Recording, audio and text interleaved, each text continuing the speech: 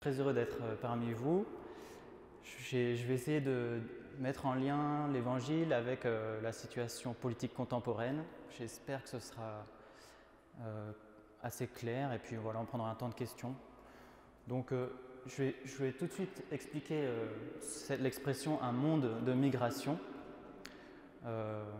Donc je pose le décor d'une certaine manière. On est dans un monde de migration. Bon, le monde a toujours été un monde de migration chez les êtres humains, mais après il y a parfois des degrés d'ampleur des migrations qui sont variables, et aujourd'hui c'est un monde avec pas mal de migrations, et probablement on va vers un monde avec beaucoup plus de migrations.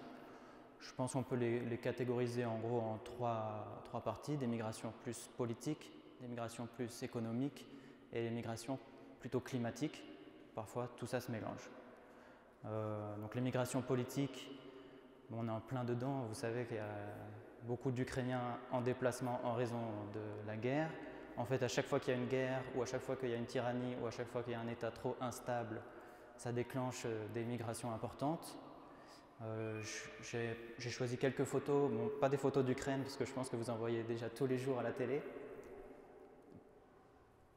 C'est plutôt des photos des migrations pendant la guerre de Syrie.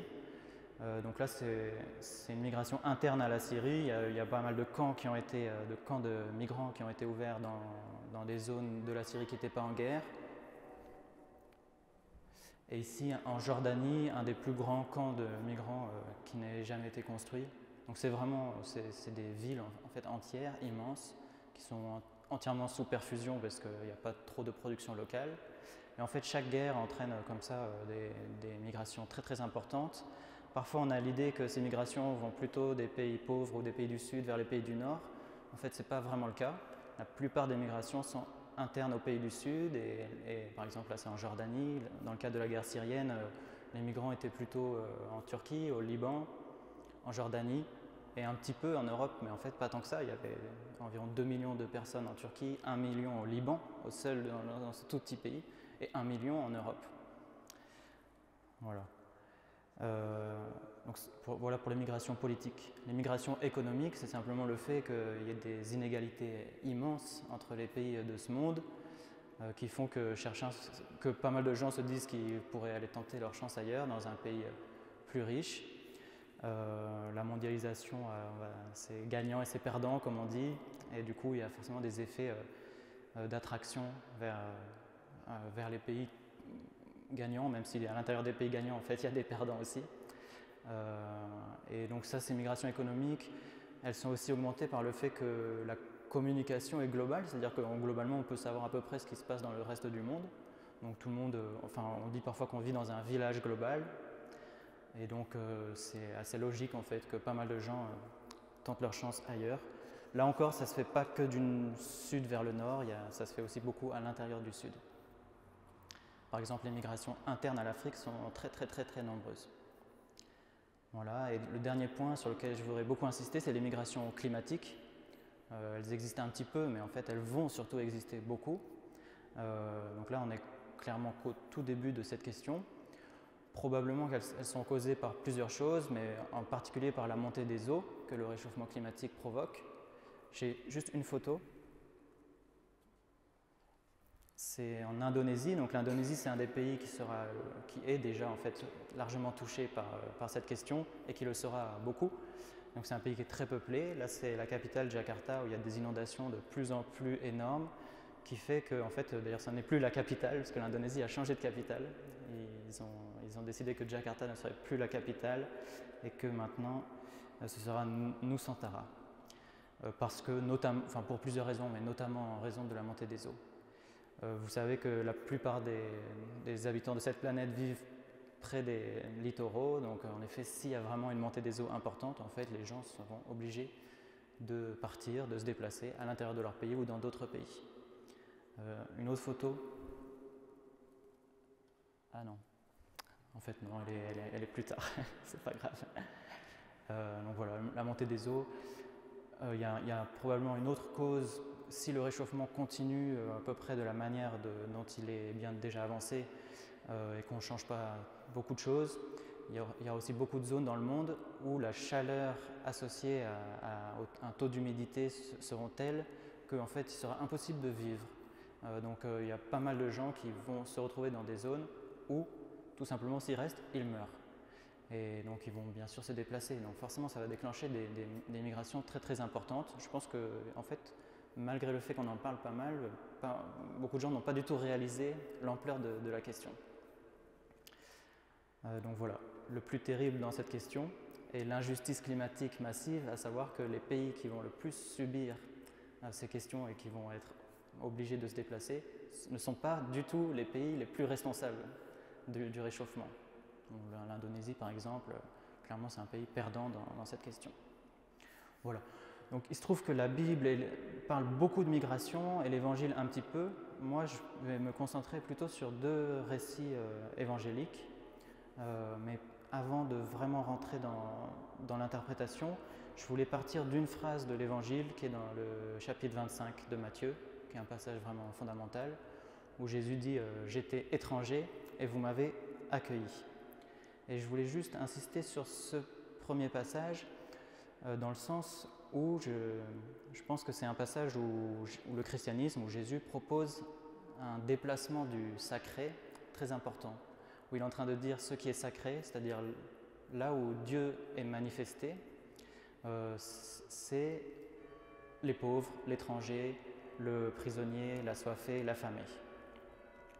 Et du coup, ce qui est sacré, qui mérite un respect immense, ce ne sont déjà pas les idoles, mais pas non plus vraiment le temple, même pas la loi, même pas les prêtres, mais plutôt l'affamé, l'assoiffé, l'étranger, l'exilé, le prisonnier. C'est à eux que Dieu s'identifie de manière explicite.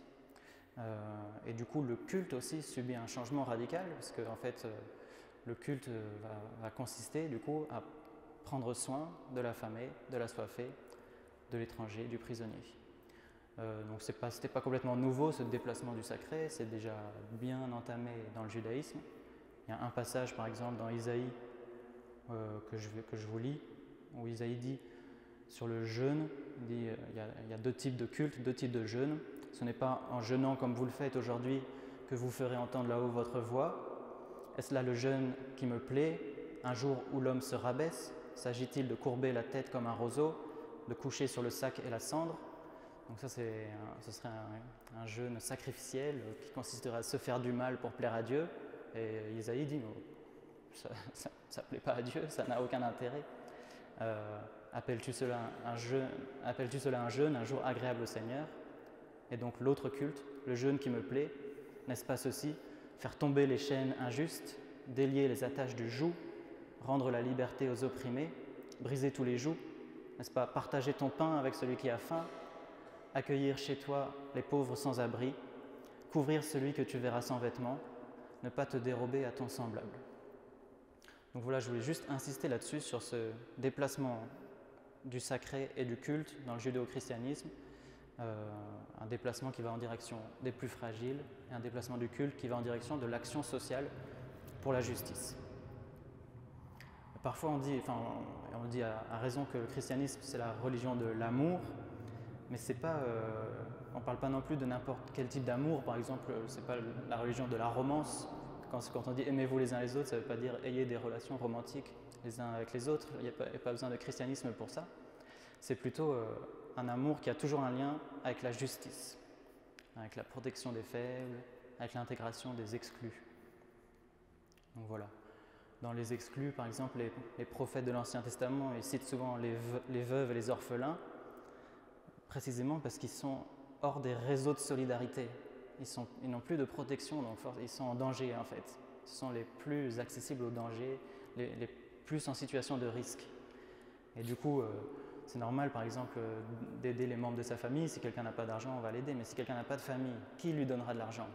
Donc là, il y a besoin d'un saut dans la morale, il y aura besoin d'amoureux de la justice qui vont aider au-delà de leur propre famille.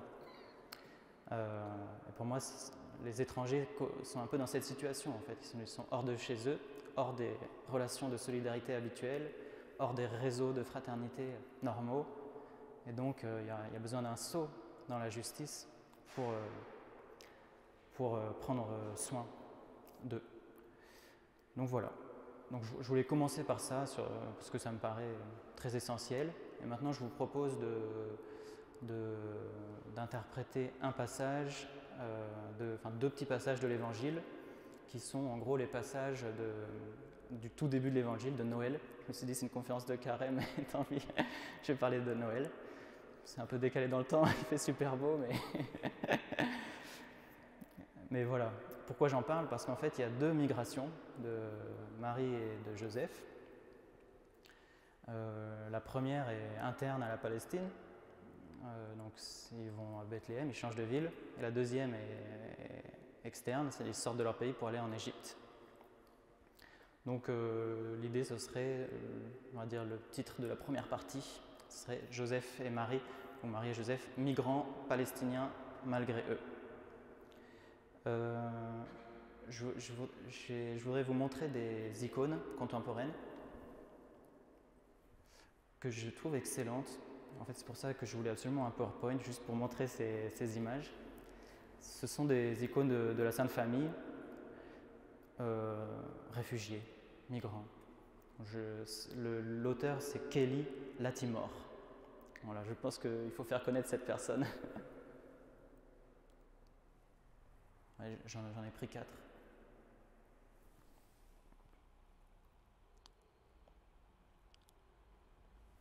Donc celle-ci, c'est avec Dorothy Day, qui est une personne tout à fait intéressante, qui accueille.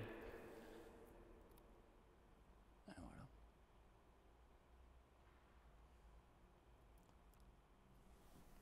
voilà. Je laisse celle-là en fond parce que c'est ma préférée. Donc en gros, pourquoi Joseph et Marie se déplacent pour aller à Bethléem? En fait, je ne vais pas vous raconter l'histoire de Noël, je pense que vous connaissez, mais par contre, je voudrais insister sur le contexte politique tragique dans lequel tout cela a lieu. S'ils se déplacent alors que Marie est enceinte, ce qui n'est pas du tout le bon moment pour faire un voyage, c'est parce que donc, un certain César Auguste a décidé de faire recenser le monde entier. Ça, donc le contexte du premier déplacement, c'est ça, dans l'évangile de Luc. Donc César Auguste, l'empereur romain, ne décide pas de faire recenser la ville de Rome, ni telle ou telle province, ni l'Empire romain, mais le monde entier. C'est un homme ambitieux. Donc je trouve que c'est difficile de ne pas voir dans cette phrase un désir de toute puissance massive, qui prend ici une forme bureaucratique, parce qu'il va falloir tout compter. Si je compte, je peux mettre les gens dans des tableaux, après je pourrais d'une certaine manière commencer à avoir une maîtrise sur eux. Et César Auguste, du coup, me fait penser au businessman du Petit Prince, je ne sais pas si vous connaissez cette scène, qui compte les étoiles, donc je vous lis un petit passage. Cet homme était si occupé qu'il ne leva même pas la tête à l'arrivée du Petit Prince. Donc il compte, 3 et 2 font 5, 5 et 7, 12, 12 et 3, 15, bonjour, 15 et 7, 22, 22 et 6, 28, pas le temps de la rallumer, 26 et 5, 31, ouf, ça fait donc 501 622 731. Et donc le Petit Prince, qui est un personnage très religieux, parce que c'est un enfant innocent qui juge le monde des adultes, demande 5 millions de quoi? 500 millions de quoi? Réponse du businessman, millions de ces petites choses que l'on voit quelquefois dans le ciel. Des mouches? Mais non. Des petites choses qui brillent. Des abeilles? Mais non. Des petites choses dorées qui font rêvasser les fainéants. Mais je suis sérieux, moi. Je n'ai pas le temps de rêvasser. Ah, des étoiles. C'est bien ça, des étoiles.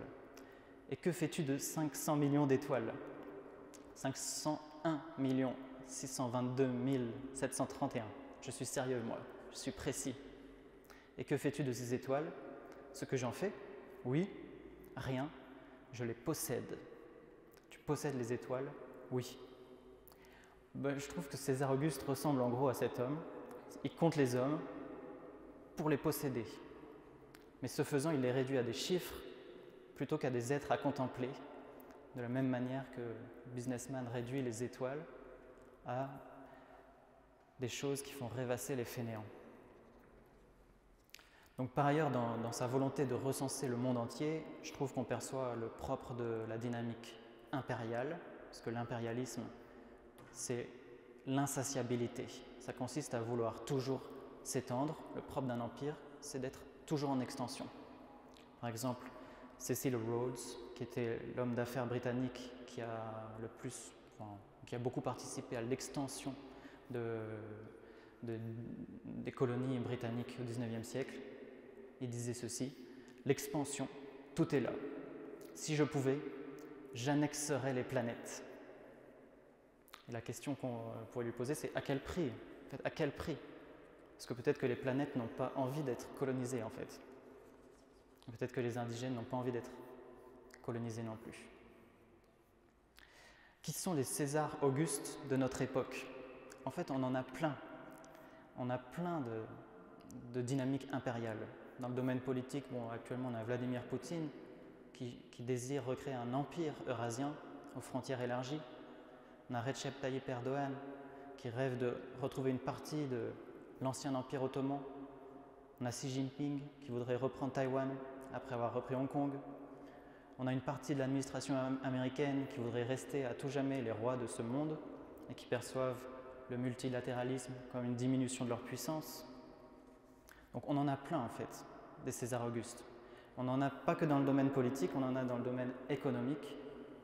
On a des Bolloré qui ont déjà racheté les 3/4 des médias de ce pays, mais qui voudraient en acheter de nouveau et acheter aussi le monde de l'édition.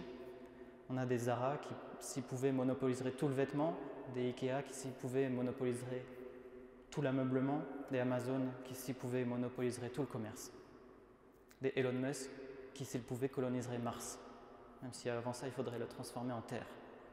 C'est le rêve de Cecil Rhodes réalisé. Donc il y a beaucoup de César Auguste, il y a des désirs d'illimitation de la puissance. Le problème, c'est que le prix à payer, c'est le bouleversement des équilibres du monde. Est-ce que Joseph et Marie ont envie d'être comptabilisés?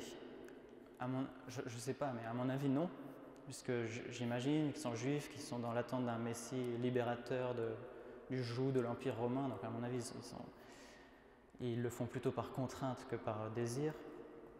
Mais quel est l'effet du déplacement sur eux? Tout simplement la fragilisation. Ils se retrouvent dans une situation vulnérable. Ils sont fatigués, loin de chez eux, ils ont besoin d'un lieu calme, ils ont besoin d'une sage-femme, mais à la place, qu'est-ce qu'ils reçoivent?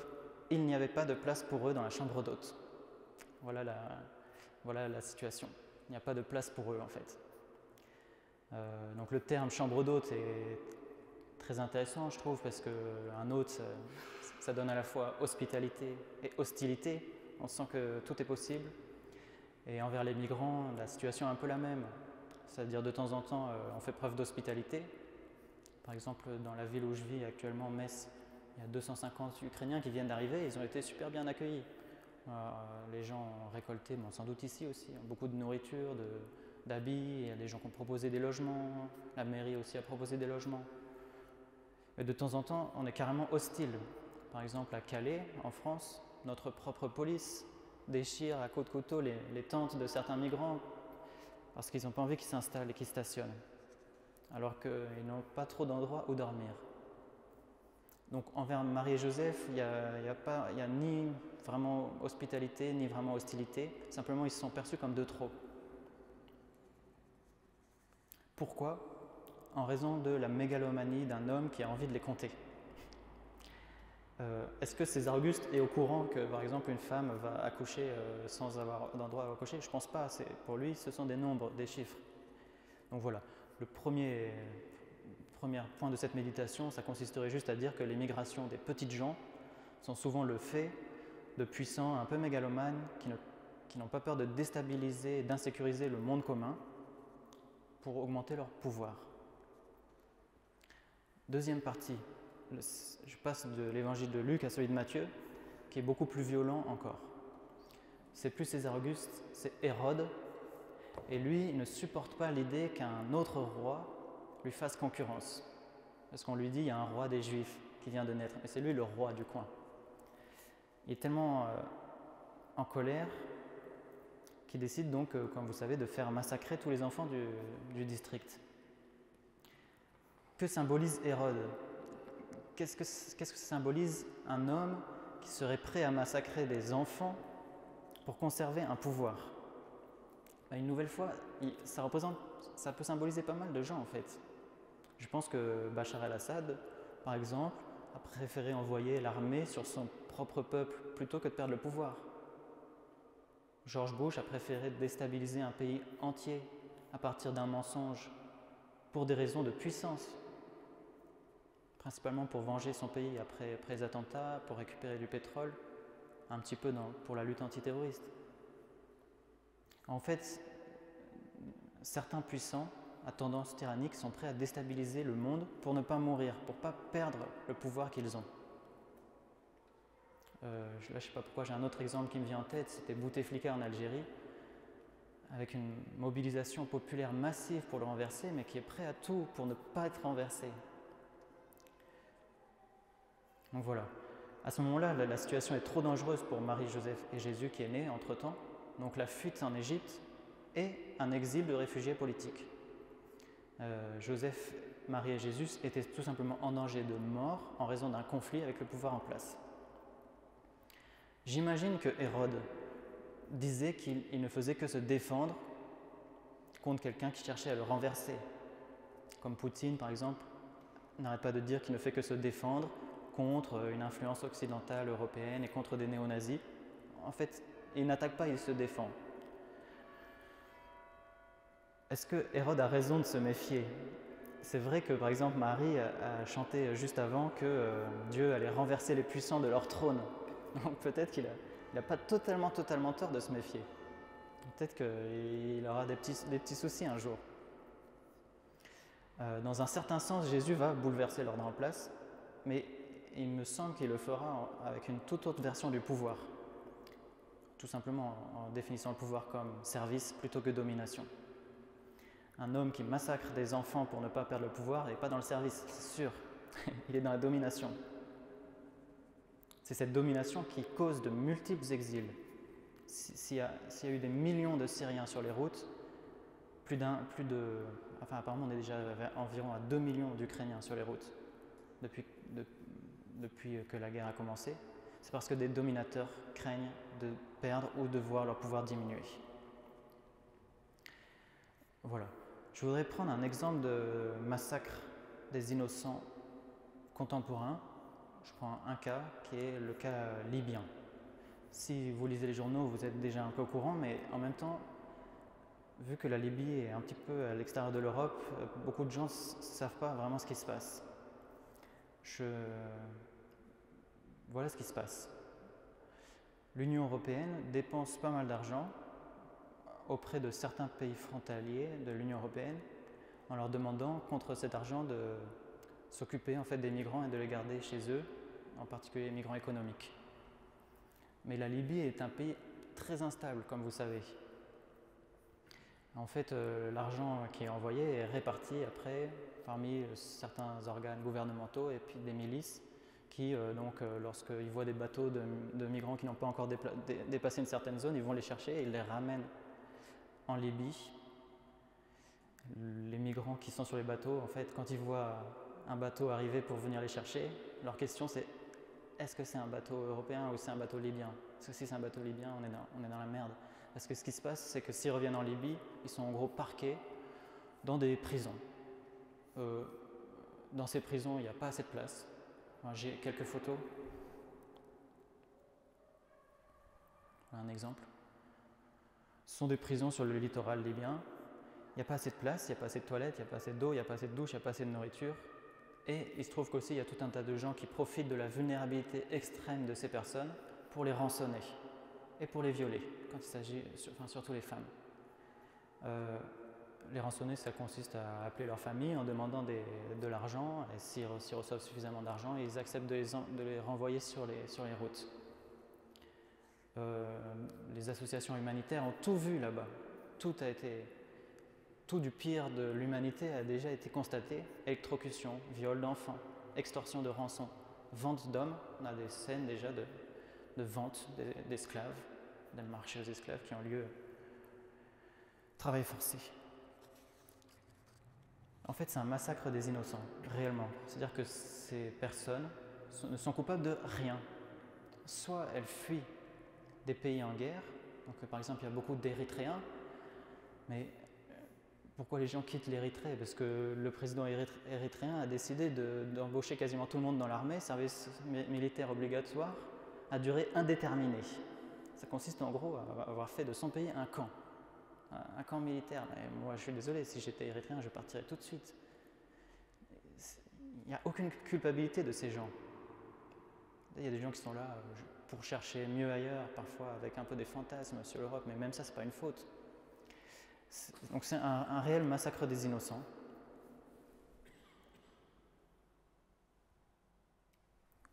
Autre photo. Dans ces cas-là, plus ou moins il y a deux choix, soit repartir dans des pays qui ont été déjà fuis, soit tenter quand même le coup de traverser la Méditerranée. Et comme vous savez, la traversée de la Méditerranée n'est pas non plus un long fleuve tranquille, et donc il y a beaucoup de noyades en fait, parce que souvent les passeurs vendent des bateaux de mauvaise qualité surchargés. Enfin, bon, vous avez déjà vu ces images, mais c'est sûr que voilà, s'il y a un peu de vent, on sait à peu près ce qui se passe. Ce qui est un peu terrible, c'est que finalement l'Union européenne, en finançant, en sous-traitant la gestion de ses propres réfugiés à d'autres pays, comme la Libye, la Turquie. La Turquie c'est moins pire, mais la Libye c'est vraiment la catastrophe. En fait, participe un peu à ce massacre. Donc voilà, je conclus cette première méditation. Ça consiste à dire que Dieu s'est incarné dans un réfugié, un migrant palestinien contraint de fuir la violence des puissants. Donc quand dans l'évangile Jésus dit « j'étais un étranger, vous m'avez accueilli », il parle de façon littérale. Il s'incarne dans l'étranger refusé. Et donc ce qui se passe à Calais, ce qui se passe à Tripoli, ce sont des scènes sacrilèges, ce sont les tentes de Dieu qu'on déchire à coups de couteau, et c'est Dieu qu'on enferme dans des prisons sans toilettes, qu'on torture et qu'on viole. Donc, deuxième partie, intitulée « Que faire ?» Il y a un philosophe qui s'appelle Slavoj Žižek, philosophe slovène, qui a écrit un essai après ce qu'on appelle la crise des réfugiés de 2015, intitulé « La nouvelle lutte des classes, les vraies causes des réfugiés et du terrorisme ». C'est ambitieux, les vraies causes des réfugiés et du terrorisme. Et il avait comparé la réaction des Européens à l'afflux de réfugiés, c'était surtout des réfugiés syriens à l'époque, à la courbe du deuil. Il a dit certains sont dans le déni, disant il n'y a aucun problème, certains sont dans la colère, disant il ne faut pas qu'ils nous envahissent, il faut fermer les frontières, en plus il y a des terroristes parmi eux. Certains sont dans le chantage, disant on va essayer de faire en sorte de régler le problème sans trop que ça nous pèse, c'est-à-dire en payant d'autres pour qu'ils s'en occupent, donc ce qu'on fait principalement avec la Libye et la Turquie. Et puis la dernière étape, ce serait l'acceptation du fait que nous sommes dans un monde de réfugiés. Et donc Slavoj Žižek dit que l'acceptation, globalement, on n'est pas trop encore dans cette étape. Accepter, ça voudrait dire construire un plan de répartition des réfugiés selon les pays et selon aussi la richesse des pays et les capacités d'accueil des pays. Donc il y a plein de gens qui proposent ce type de plan, par exemple Amnesty International, c'est possible. Voilà. Mais Slavoj Žižek, ce qui m'a intéressé dans le livre, c'est qu'il insiste à la fois sur la nécessité d'accepter et aussi la nécessité d'agir sur les causes profondes des migrations. Alors bien sûr, on ne peut pas tout faire, on ne peut pas renverser tous les tyrans du monde, etc. Mais c'est quand même à ça que j'aimerais réfléchir avec vous. Moi, plutôt que de prendre la courbe du deuil, je voudrais partir de la petite méditation de Noël pour distinguer trois manières de réagir. La première, ce serait tenir la maison d'hôte bien close, bien fermée. Pour moi, ça équivaudrait en vocabulaire contemporain à voter Éric Zemmour. Deuxième technique, ce serait ouvrir des étables. Ça consisterait vocabulaire contemporain, à participer au programme d'accueil des réfugiés.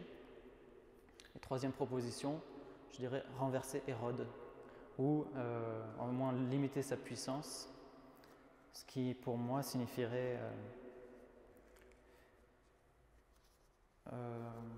limiter la puissance du capitalisme, ce que je vais essayer d'expliquer. Donc je commence avec la première partie, tenir la maison d'hôtes bien close, ou voter Zemmour, ou voter Viktor Orban. En gros, les migrants sont perçus comme un danger par toute une partie de la droite et de l'extrême droite européenne. Et chose étrange, c'est pour ça que je veux en parler en fait, c'est que pas mal de chrétiens s'habituent et pratiquent un discours anti-immigrant en l'enrobant d'une légitimité spirituelle. Par exemple, le parti Fidesz de Viktor Orban en Hongrie, il justifie les fermetures des frontières que la Hongrie n'arrête pas de pratiquer et les programmes anti-immigration, de reconduite à la frontière, par des arguments spirituels. C'est-à-dire que toujours en insistant sur les racines chrétiennes de la Hongrie, qui doivent se protéger d'une invasion, d'un excès de musulmans qui viendrait modifier notre culture et briser son équilibre. L'extrême droite française pratique un discours très semblable.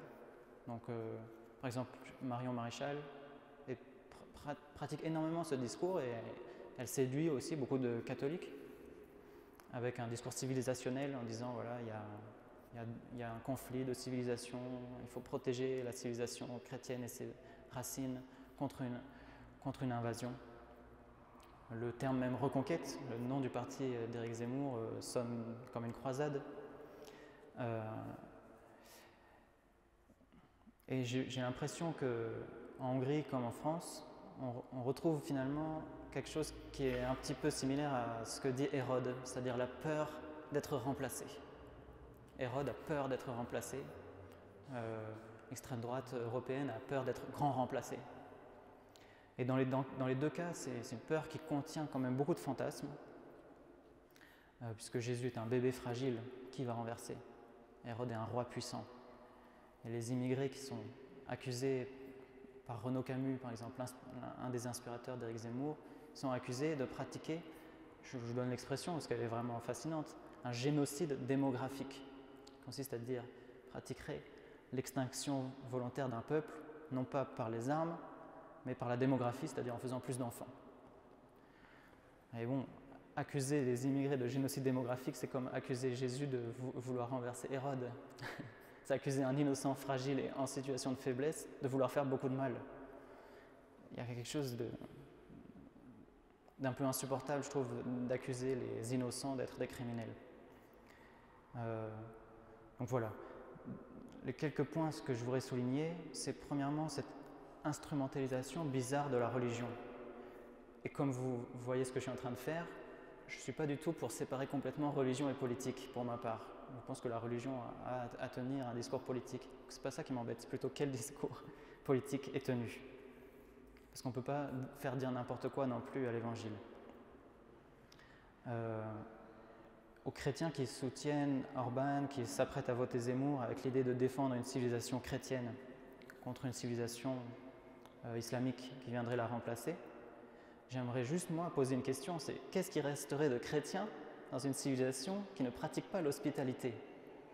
Qu'est-ce qui resterait de chrétien dans une civilisation qui consisterait à se protéger entre frères et à lutter contre les autres, c'est-à-dire à pratiquer une fraternité close et non pas universelle? Alors même que le cœur du christianisme, c'est d'avoir brisé cette morale close, cette fraternité close, pour proposer une fraternité universelle. C'est le cœur du sermon sur la montagne qui dit « On vous a dit, aimez vos amis et faites du mal à vos ennemis. Moi je vous dis, aimez vos ennemis, faites du bien à ceux qui vous haïssent. » Donc il y a cette espèce de passage de la morale close, la fraternité des frères entre eux, à la fraternité universelle, avec même les ennemis, et avec tous en fait. C'est le cœur du christianisme. Si, on ne peut pas parler de civilisation chrétienne en parlant d'une civilisation close, ça n'a pas de sens. Souvent dans le milieu d'extrême droite, on critique beaucoup le communautarisme de certains groupes d'immigrés.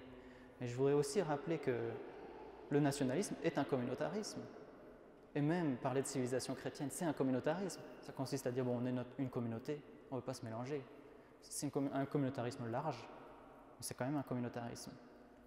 Il y a un philosophe que j'aime beaucoup qui s'appelle Henri Bergson, qui pendant la Première Guerre mondiale avait commencé par tenir des discours nationalistes contre les Allemands, et puis qui s'est un peu repris. Et après la guerre, a écrit un livre très bon, Les deux sources de la morale et de la religion, où il a dit, mais en fait, la guerre a révélé la fausseté de notre morale, parce que notre morale consiste à dire, soyez fraternels entre vous, ne mentez pas, ne tuez pas, soyez généreux. Mais la guerre a révélé que d'un coup, ça s'arrêtait. Cette morale s'appliquait à l'intérieur d'une société, et au moment de la guerre, tout ce qui était interdit devenait conseillé. C'est-à-dire, vous pouvez tuer, vous pouvez mentir, à condition que ce soit les autres. Et en fait, Bergson a dit, bon, cette morale close n'est pas la vraie morale. Il y a une morale ouverte qui dépasse les cadres de la clôture d'une société, qui est présente dans beaucoup de sagesse, qu'on voit affleurer chez les stoïciens, et qu'on voit affleurer chez les mystiques soufis, chez les mystiques bouddhistes, chez les mystiques chrétiens, et qu'on voit très déployé dans le christianisme. Donc moi, je suis d'accord pour parler de christianiser la politique, à condition qu'on le fasse vraiment. Dans ce cas-là, ça veut dire fraternité universelle. Il y a une femme aussi que j'aime bien, Madeleine Delbrel, qui, à son époque, trouvait que les chrétiens et les communistes étaient très séparés, ne parlaient pas entre eux, et ne travaillaient pas ensemble, étaient en conflit, ce qui était vrai. Et elle-même n'était pas communiste, et même elle n'aimait pas le fond en tout cas elle avait lu Lénine avec horreur, donc elle n'était pas communiste. Mais elle disait sans cesse, Jésus n'a pas dit « aimez-vous les uns les autres sauf les communistes ». Je pense qu'à notre époque, en fait, il faut absolument redire ça. Jésus n'a pas dit « aimez-vous les uns les autres sauf les Arabes ».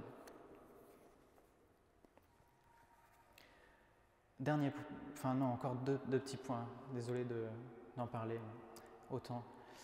Je pense que dans les mouvements de l'extrême droite européenne à tendance chrétienne, il y a aussi une pratique d'une inversion des causes et des conséquences. En gros, accuser les migrants de déstabiliser l'ordre social, c'est oublier que c'est une déstabilisation de l'ordre social qui pousse les gens à migrer. Donc c'est accuser les gens de quelque chose qu'ils ont aussi subi. La déstabilisation dans les pays d'origine a plein de causes, certaines anciennes comme la colonisation, certaines récentes comme diverses guerres, comme des phénomènes de corruption massifs. Mais n'empêche que c'est quand même, si les gens migrent, c'est parce que l'ordre social était très instable. Et du coup, c'est un peu facile, c'est un peu violent surtout, d'après les accuser de venir déstabiliser un ordre. Voilà. Et dernier point sur cette question, sur la question de la fermeture, c'est que l'idée des extrêmes droites européennes est en fait de faire de l'Europe une forteresse. Donc de fermer ses frontières de la manière la plus étanche possible et d'éviter de créer une attraction vers l'Europe. C'est-à-dire que vous entendrez beaucoup Zemmour, même Marine Le Pen dire sans cesse que si les gens viennent, c'est parce que la situation est trop attractive ici pour les étrangers, donc il faut la rendre plus dure, comme ça ils ne viendront pas. C'est l'idée d'appel d'air. Je voudrais juste faire remarquer que c'est déjà un peu ce qu'on fait. C'est-à-dire, comme je vous ai dit, on sous-traite une grosse partie de la question, de la gestion des migrations à d'autres pays. Donc on a déjà un petit peu constitué cette forteresse au prix de la perte de notre morale, c'est-à-dire au prix de la participation au massacre des innocents libyens, par exemple. Donc s'il faut aller plus loin là-dedans, ce sera à quel prix en fait? À quel prix vraiment? Si vraiment on voulait faire de nos nations et de l'Europe une forteresse, en rendant le pays horrible pour les étrangers, pour qu'ils ne soient pas attirés par y venir, mais on aurait vraiment tout perdu de notre morale. En fait, on serait obligé de devenir des monstres pour tenir un objectif politique. Donc, en fait, voilà, moi j'ai peur de la manière dont un certain discours devient habituel, et parce que ce discours me semble proposer un degré de violence envers les pauvres très élevé. À Calais, on a déjà atteint des niveaux d'horreur. C'est-à-dire, on a déjà une police qui harcèle des pauvres gens pour les pousser à ne pas revenir. Est-ce que vraiment on a envie de continuer ça à l'infini? Parce que c'est quand même assez horrible en fait. Donc ça, c'était fermer la maison d'hôte. Deuxième possibilité, ouvrir des étables, ce qui voudrait dire participer à des programmes d'hospitalité. Là-dessus, je voudrais dire juste quelques petites choses. C'est que donc, le christianisme propose la fraternité ouverte plutôt que la fraternité close. Et en fait, ce qui est intéressant, c'est que ça commence dès le récit de Noël par la visite des mages. C'est très intéressant que les premières personnes à reconnaître Jésus comme roi soient des étrangers, mais surtout des étrangers d'une autre religion. Ce ne sont pas des juifs palestiniens, ce sont, on ne sait pas trop d'où ils viennent, on va dire, mais des étrangers qui pratiquent d'autres religions. Donc dès le début de l'Évangile, il y a cet accent mis sur l'interculturalité, sur le fait que la révélation ne se fait pas totalement en interne, qu'elle a besoin de passer par une altérité. Et personnellement, ça me fait penser à deux figures que j'aime bien, qui sont Charles de Foucauld et Louis Massignon, deux amis, qui tous les deux, plus ou moins, ont trouvé la foi chrétienne par la rencontre de la foi musulmane. Ils ne sont pas du tout devenus musulmans, ils sont devenus chrétiens, mais ce qui les a mis sur la voie, c'est la foi de certains musulmans qui les a émus. Et je trouve qu'il y a un côté comme ça qui ressemble aux mages, une sorte de rencontre de culture pleine de respect, assez intéressante. En tout cas, on est très très loin d'un éloge de l'homogénéité culturelle dans ce passage. Il y a un autre philosophe que j'aime bien, un philosophe juif qui s'appelle Emmanuel Levinas, qui insiste, qui dit une phrase étrange. Il dit « la subjectivité et hospitalité ». Si je traduis, ça veut dire « on devient soi en accueillant d'autres ». Et lui, il n'arrête pas de dire qu'on devient soi lorsque on a une rencontre avec un autre. Il dit « quand un autre me regarde, ça me déstabilise ». C'est-à-dire, vous savez, c'est toujours bizarre quand on nous regarde vraiment dans les yeux, par exemple. Donc, Lévinas, il dit ça, le visage me vise, il me déstabilise, il me trouble, il me dérange un peu. C'est jamais facile d'être regardé par autrui. Et d'une certaine manière, n'importe quel autre est un étranger quand il me regarde vraiment. C'est-à-dire, il est étrange, et moi-même, ça me rend étrange d'être regardé. Mais ce que dit Lévinas, c'est que cette déstabilisation, d'emblée, elle va avec des impératifs moraux. Dès que je suis déstabilisé, je sens aussi des sortes d'obligations envers l'autre qui me regarde, surtout si son visage est fragile, parce qu'il me révèle sa vulnérabilité en me regardant en même temps. Et du coup, si quelqu'un m'a regardé, je ne peux plus faire comme s'il ne m'avait pas regardé, je ne peux plus l'ignorer par exemple. Je suis obligé de lui parler par exemple. Donc si vous voulez, je ne sais pas si vous voyez quelqu'un qui vous demande de l'argent, si vous ne croisez pas son regard, c'est plus facile de ne pas lui donner. Mais si vous avez croisé son regard, vous avez une obligation en fait. Et Lévinas, il va dire, bizarrement, c'est dans cette sortie de soi, quand un autre me force, me contraint d'une certaine manière. Il dit même, me rend comme esclave de lui. Bon, après, c'est son vocabulaire, je ne sais pas si c'est bien choisi, mais me force d'une certaine manière à le servir, à prendre soin de lui. Bizarrement, c'est là que je me découvre moi. C'est pour ça la subjectivité et hospitalité, je deviens moi dans ce service d'autrui. Bon, dans le cas des migrants, cette expérience de l'accueil, en fait, elle sera forcément, elle est déstabilisante. Ce serait absurde de dire l'inverse. Mais cette déstabilisation, c'est une étape aussi vers un accomplissement de nous qui sera meilleur, tout simplement. C'est une déstabilisation qui est nettement préférable à la fausse paix du déni. Voilà. Et dernier point sur l'accueil, sur le fait d'ouvrir des étables, C'est un point qui m'a intéressé dans la dernière encyclique du pape François, Fratelli Tutti, qui est sur les migrations, notamment. Il dit, il interprète le bon samaritain en disant le bon samaritain, il va prendre soin de quelqu'un parce qu'il ressent de la compassion devant quelqu'un qui souffre, mais il ne le fait pas tout seul. En fait, il ne peut pas le faire tout seul. Donc il l'apporte dans une auberge, parce que tout simplement, il n'a pas non plus 1000 temps et il ne peut pas s'occuper intégralement de quelqu'un. Donc il apporte à l'auberge. Et le pape, il interprète ça d'une manière très intéressante, je trouve.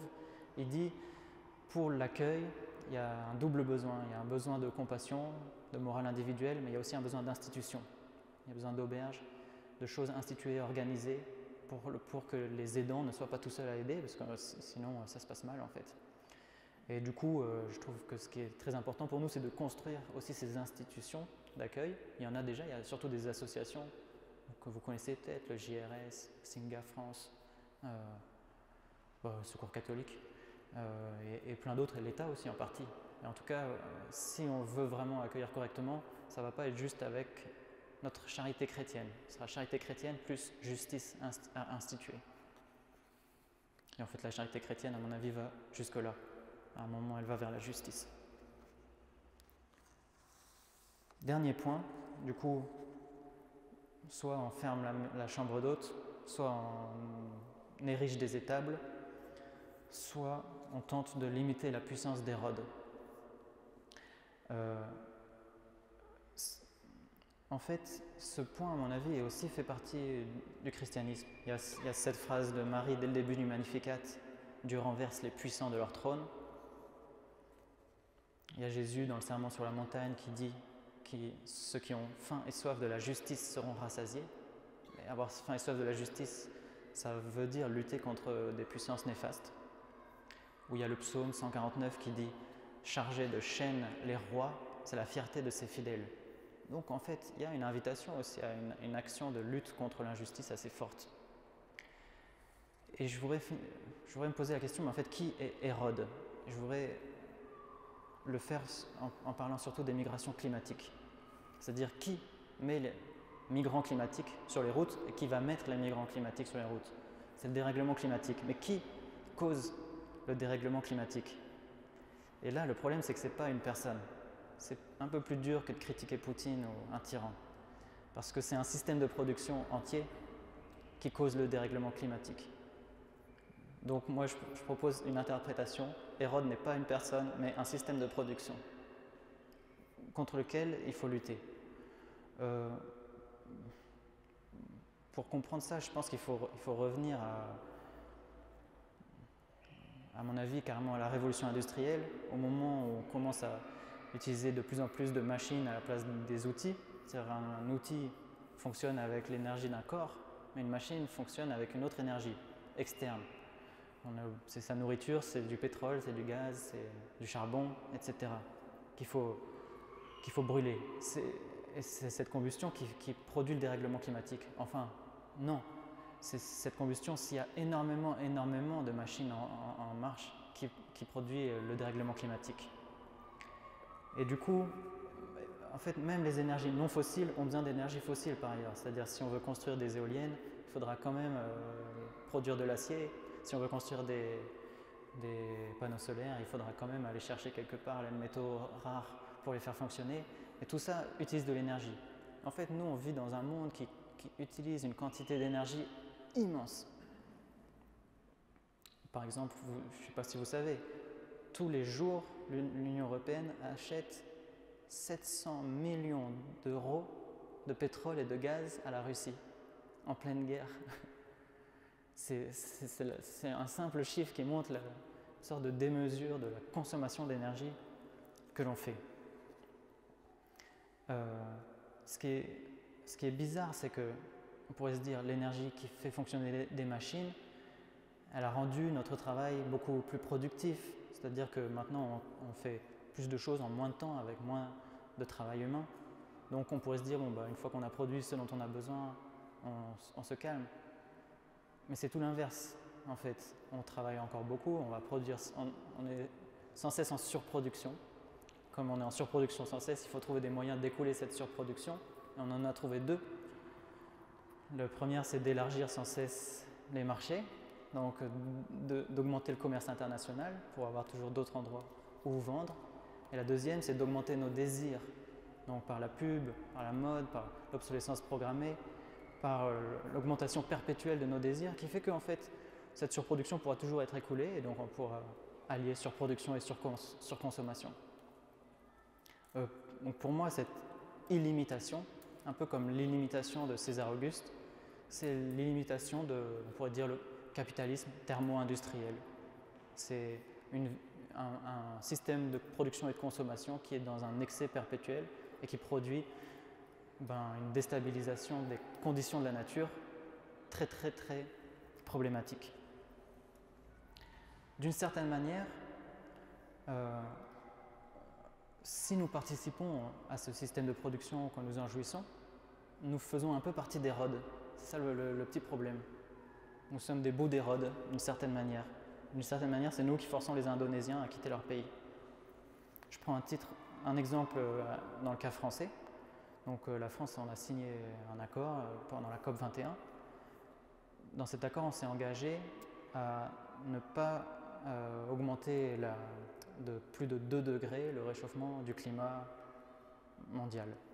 Et pour atteindre cet objectif, on a fixé on a calculé, on va dire, on a dit pour ça, il faudrait qu'en gros, en moyenne, un habitant ne brûle pas plus de 2 tonnes de carbone par an. Mais combien un Français moyen brûle de tonnes de carbone? C'est pas 2 tonnes, c'est pas 3 tonnes, c'est 11 tonnes. Donc en fait, c'est horrible un petit peu comme idée. C'est-à-dire qu'il faudrait diminuer par 5, à peu près. Et concrètement, ça veut dire quoi? C'est-à-dire que beaucoup d'utilisation d'avions, beaucoup d'utilisation de la voiture individuelle, beaucoup de data centers pour stocker nos vidéos de Netflix et nos vidéos YouTube, beaucoup de viande rouge que nous mangeons, beaucoup de climatisation, beaucoup d'agriculture industrielle. En fait, le système dans lequel on vit, c'est ça qui brise les équilibres naturels. Le fait qu'on importe aussi sans cesse des biens du bout du monde, c'est ça en fait qui brise les équilibres naturels. C'est ça qui petit à petit est en train de détruire les conditions d'habitabilité de la planète. Donc bien sûr, tout le monde n'est pas du tout responsable au même titre. C'est sûr que, par exemple, les producteurs sont plus responsables que les consommateurs, parce que souvent c'est plutôt la production qui se rend désirable dans un second temps et qui suscite la consommation. Et puis, à l'intérieur des Français, il y en a qui consomment à peu près 3 ou 4 tonnes de carbone et d'autres plutôt 25. En fait, basiquement, c'est un peu horrible, mais plus on est riche, plus on consomme de carbone. C'est aussi basique que ça, mais par exemple, les 10% les plus riches de France consomment 22 tonnes de carbone en moyenne par personne et par an. Donc c'est sûr que les responsabilités ne sont pas égales, mais si vous êtes un Français normal qui vit dans le mode de vie habituel d'un Français, vous êtes déjà un peu dans le système, même malgré vous. Donc voilà. Bien sûr, les migrations ne sont pas dues au réchauffement, mais ce que je voudrais aussi montrer un petit point, c'est que les autres migrations, qui sont plutôt les migrations politiques et économiques, sont aussi un petit peu liées à cette première cause. Par exemple, la puissance de Vladimir Poutine, elle est évidemment liée avec le fait qu'il possède beaucoup de pétrole et de gaz en fait. Donc si ce n'était pas le cas, il y aurait beaucoup moins de problèmes. La guerre en Syrie, c'est sûr que s'il n'y avait pas... Pourquoi il y avait autant de monde dans cette guerre? Pourquoi l'Arabie Saoudite était présente? Pourquoi l'Iran était présent? Pourquoi la Russie était présente? La Turquie, les États-Unis?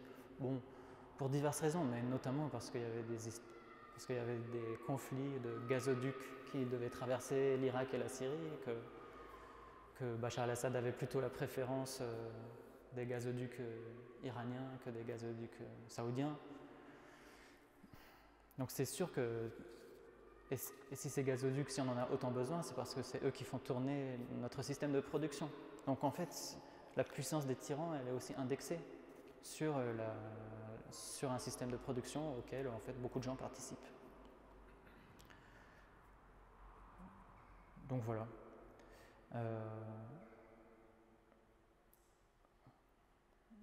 En fait, je vais conclure en fait, finalement là-dessus. Il me semble que la meilleure manière de briser la puissance d'Hérode et de l'empêcher de trop nuire, à mes yeux, c'est l'organisation d'une décroissance volontaire et la sortie progressive du capitalisme thermo-industriel. Voilà. Donc c'est tout ce que je voulais dire. C'est une lecture du coup assez politique de l'Évangile.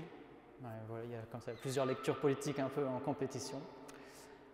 J'espère que ça vous a intéressé. Et puis si vous avez des questions ou des objections ou ce que vous voulez.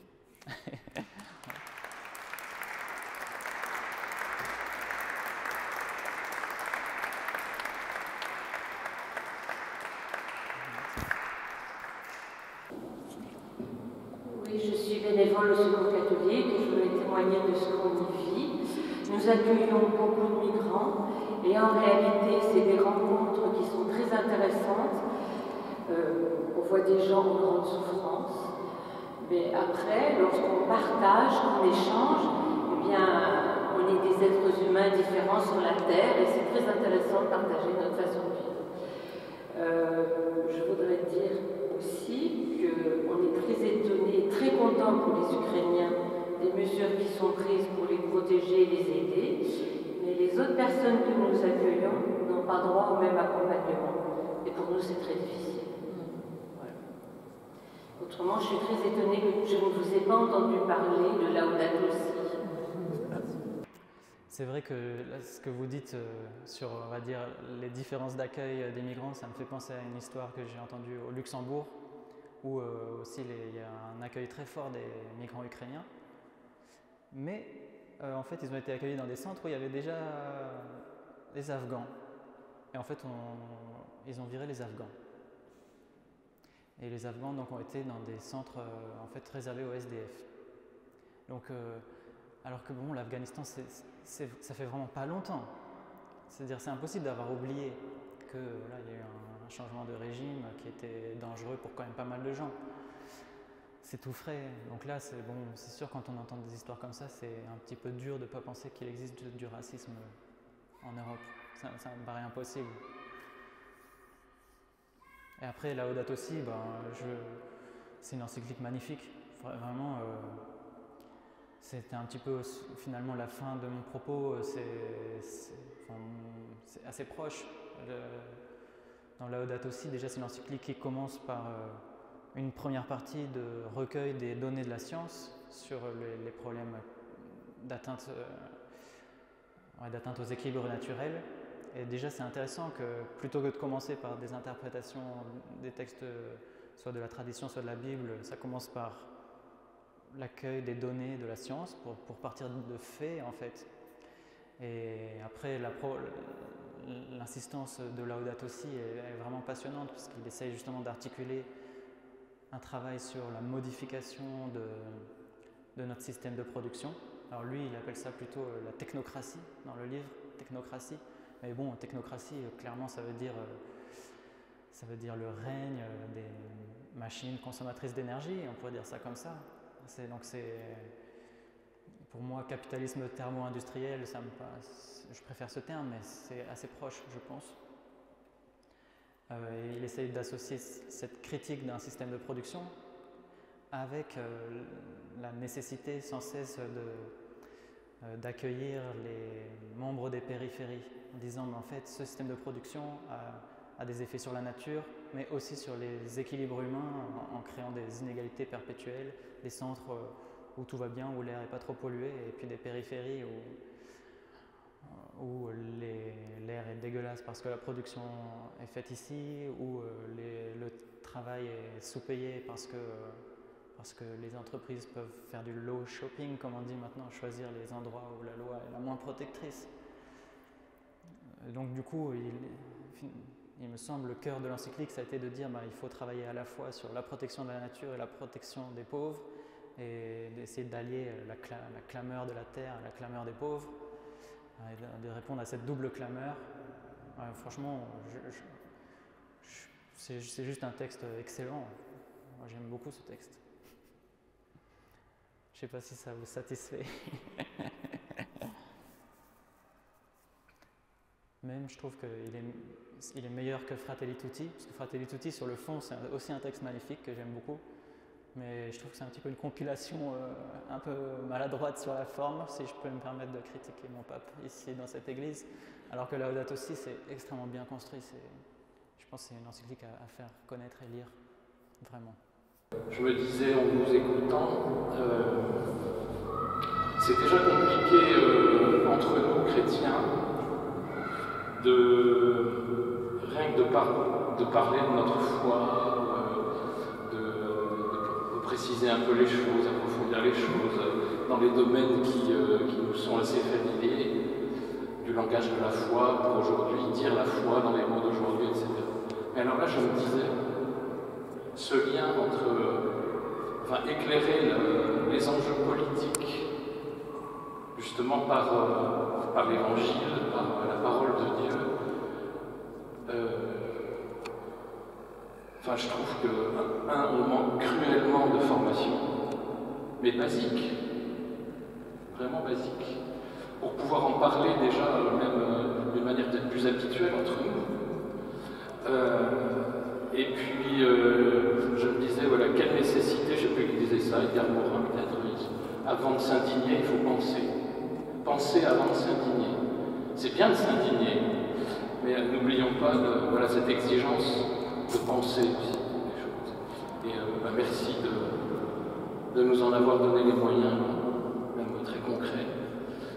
Et puis ce lien très vivifiant entre les réalités de notre monde, de notre vie humaine, et cet éclairage par ce qui nous tient le plus à cœur, c'est-à-dire la parole de Dieu, le message du Christ et son témoignage. Merci. Merci. Je pense à une chose là en vous écoutant, c'est une distinction que Paul Ricoeur avait faite sur la laïcité, disant il y a plusieurs manières de comprendre la laïcité.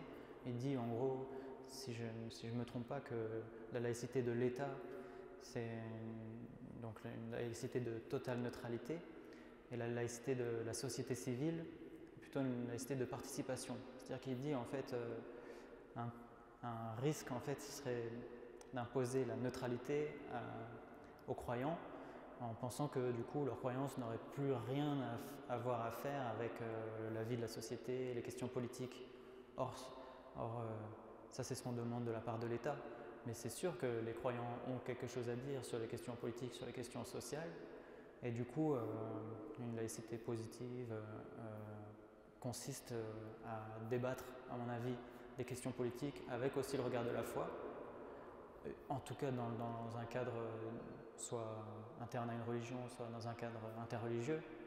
Et par contre, Paul Ricoeur aussi insiste sur le fait de ne pas employer les arguments de la foi une fois qu'on est soit dans l'État, soit dans le cadre, je sais pas, d'un débat public parlementaire, où là il faut savoir aussi se rendre accessible aux autres. Donc pour communiquer, bon là par contre c'est important de partager un langage relativement neutre, même si c'est sûr que tous les croyants ont des inspirations un peu profondes, un peu différentes d'un langage tout neutre. Je ne sais pas si c'était hyper clair la manière dont je l'ai dite, mais c'est pas grave, c'est comme ça que c'est sorti.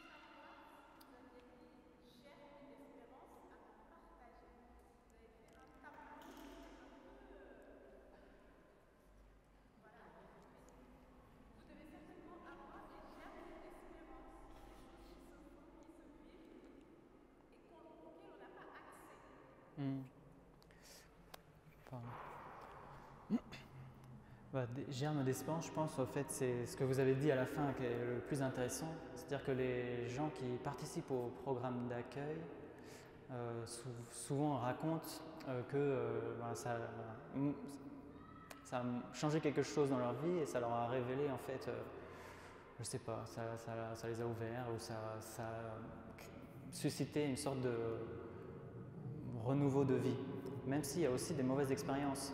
Et c'est pour ça que je pense très important l'idée d'associer, on va dire, la bonne volonté individuelle avec les cadres institutionnels. Maintenant, il y a quand même pas mal d'associations qui pratiquent l'accueil des migrants depuis longtemps et du coup, elles sont au courant aussi des risques, des choses qui marchent, des choses qui ne marchent pas.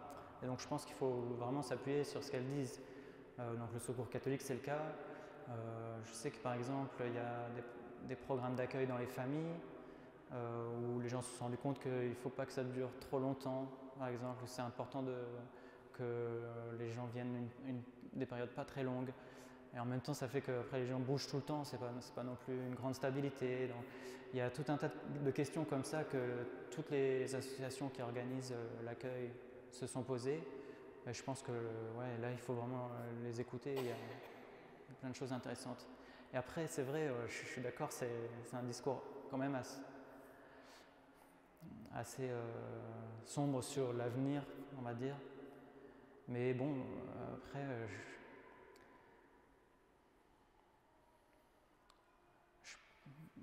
c'est comme ça. Je pense que le monde à venir va être assez violent, je pense. En fait, ce serait à mon avis, un peu se mentir que de ne pas y penser à l'avance. Et du coup, à mon avis, la lumière n'est pas à chercher, ou les germes d'espérance ne sont pas à chercher dans le fait que tout irait bien. Mais plutôt, à mon avis, la lumière, ce sera, comme d'habitude, en fait, c'est des zones de stabilité et des zones d'amour à l'intérieur d'un ensemble un peu chaotique. Désolé, je n'arrive pas à donner plus de lumière que ça.